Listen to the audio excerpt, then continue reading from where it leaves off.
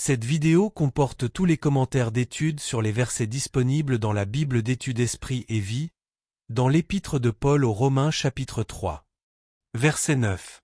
Tous sont sous l'empire du péché.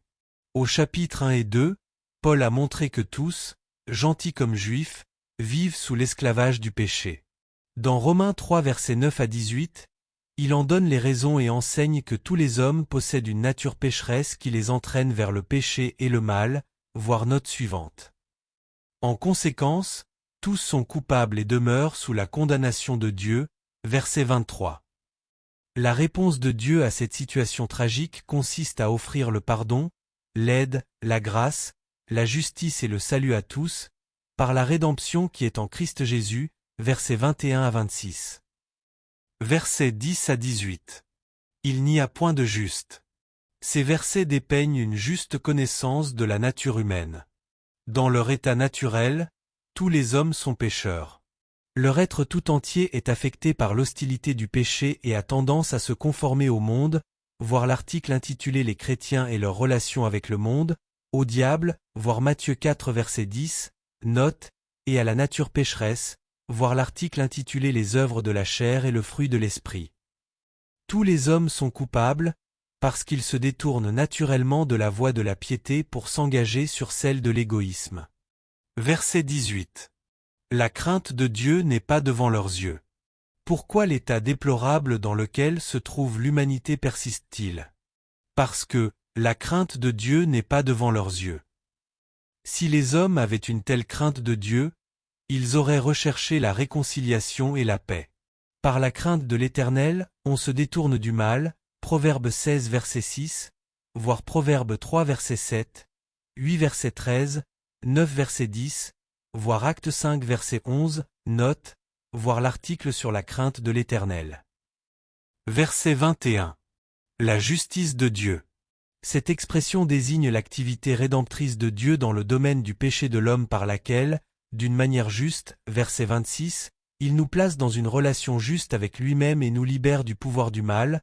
Reportez-vous à l'Ancien Testament où l'œuvre du salut et la manifestation de la justice sont essentiellement identiques, voir Psaume 98 versets 1 à 2, Ésaïe 46 verset 13, 51 versets 5 à 8, 56 verset 1, 62 verset 1, voir Psaume 32 verset 2, note, Ésaïe 56 verset 1 à 2. Note. Premièrement, cette révélation de la justice de Dieu dans l'Évangile ne connaît pas de fin. À l'instar de la puissance de Dieu qui opère à travers le salut et qui accompagne le croyant, elle est constamment fraîche et efficace, voir l'article intitulé La terminologie biblique concernant le salut. Deuxièmement, cette justice qui vient de Dieu nous est acquise par la foi en Jésus-Christ, verset 22.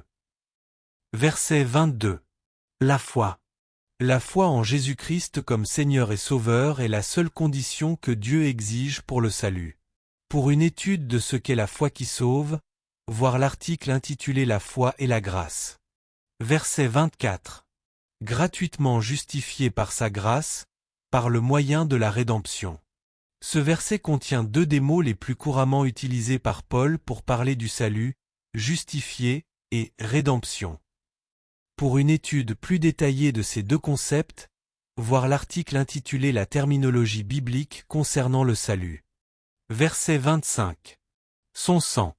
Le Nouveau Testament met en évidence plusieurs vérités relatives à la mort de Christ.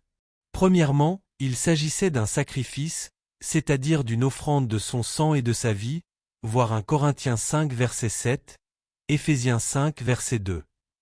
Deuxièmement, elle est substitutive, car il est mort non pour son propre compte, mais pour le compte des autres, chapitre 5 verset 8, 8 verset 32, Marc 10 verset 45, Éphésiens 5 verset 2. Troisièmement, elle est substitutive parce que Christ a souffert la mort comme châtiment pour nos péchés.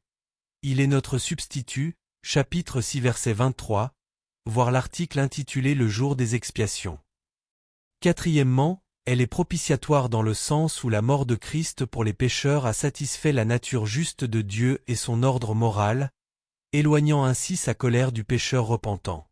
L'intégrité de Dieu exigeait le châtiment du péché et la propitiation que Christ nous a acquise. Par la propitiation faite par le sang de Christ, la sainteté de Dieu n'a pas été affectée par le moindre compromis, et il a pu révéler de la manière la plus juste sa grâce et son amour à travers le salut. Il convient de mettre en évidence le fait que Dieu a lui-même établi Christ comme sacrifice de propitiation. Dieu n'a pas eu besoin de se laisser persuader pour montrer sa miséricorde et son amour, car déjà, Dieu était en Christ, réconciliant le monde avec lui-même, 2 Corinthiens 5 verset 19, voir Jean 3 verset 16, Romains 5 verset 8, 8 verset 3 et verset 32, 1 Corinthiens 8 verset 6, Éphésiens 4 verset 4 à 6. Cinquièmement, elle est expiatoire. Il s'agissait d'un sacrifice qui avait pour but d'effacer le péché et d'annuler la culpabilité. Par la mort de Christ, la culpabilité et la puissance du péché qui séparait Dieu du croyant ont été annulées. Sixièmement, elle est efficace, à savoir que sa mort expiatoire a en elle-même le pouvoir de produire l'effet pleinement désiré de la rédemption quand on se l'approprie par la foi. Septièmement, elle est victorieuse. Cela signifie que, sur la croix, Christ a combattu et vaincu la puissance du péché, de Satan et de son armée de démons qui retenaient les hommes captifs.